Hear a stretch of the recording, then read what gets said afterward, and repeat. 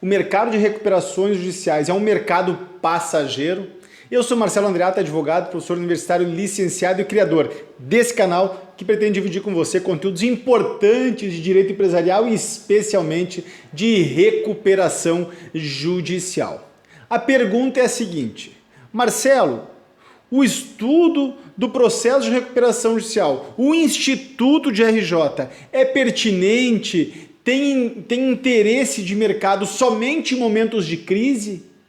Razão pela qual ele pode ser concebido como um mercado passageiro? Olha que pergunta interessante.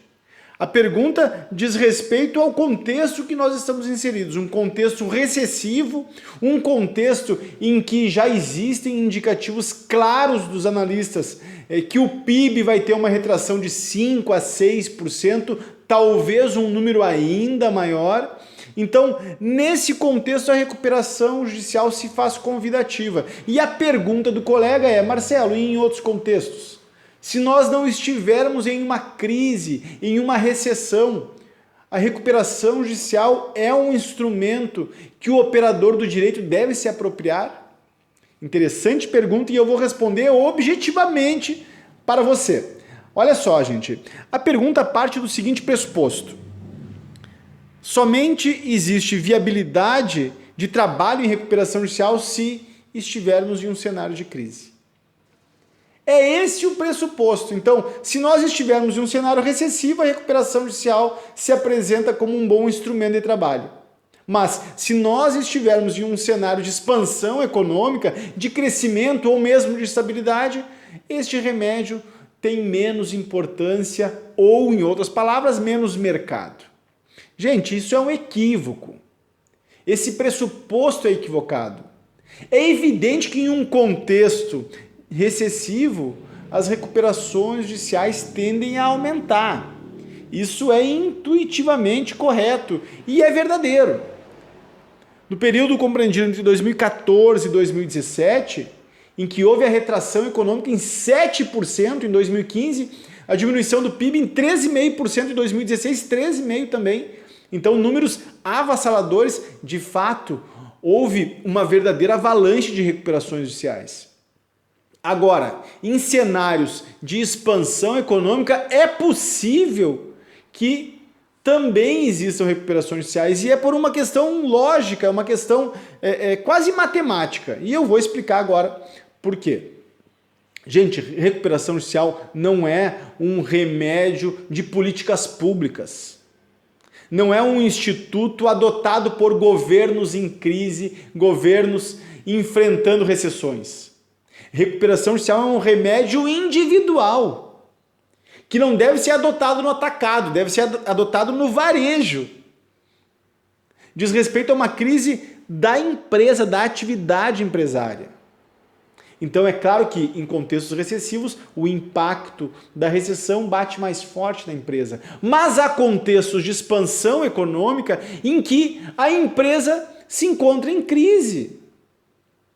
Isso é possível no mercado, isso é absolutamente rotineiro.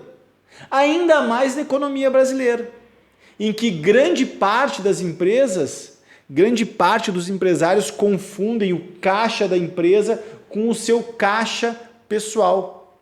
Grande parte das empresas brasileiras ainda não adotaram os princípios de governança, no qual a profissionalização se faz necessária. Gente, grande parte das empresas brasileiras não tem um fluxo de caixa estruturado. Pesquisando alguns dados do Sebrae, grande parte das empresas brasileiras tem um fluxo de caixa organizado para os próximos 12 dias.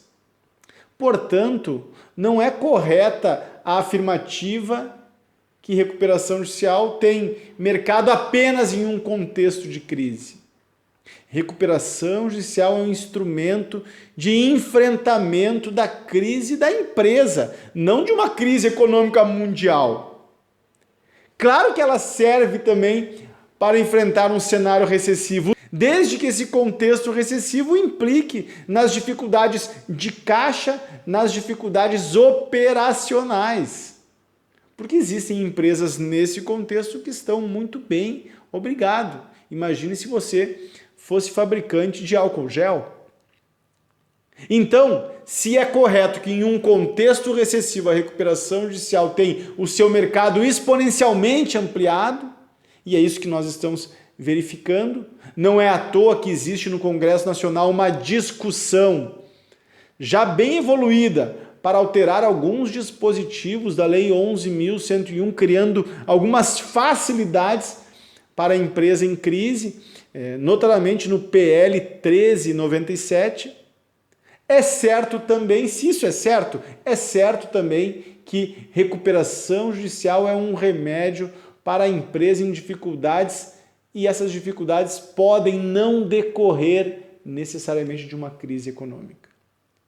O que eu quero dizer, ao fim e ao cabo, é que a crise da empresa pode existir independente de um contexto de expansão ou de retração da economia brasileira.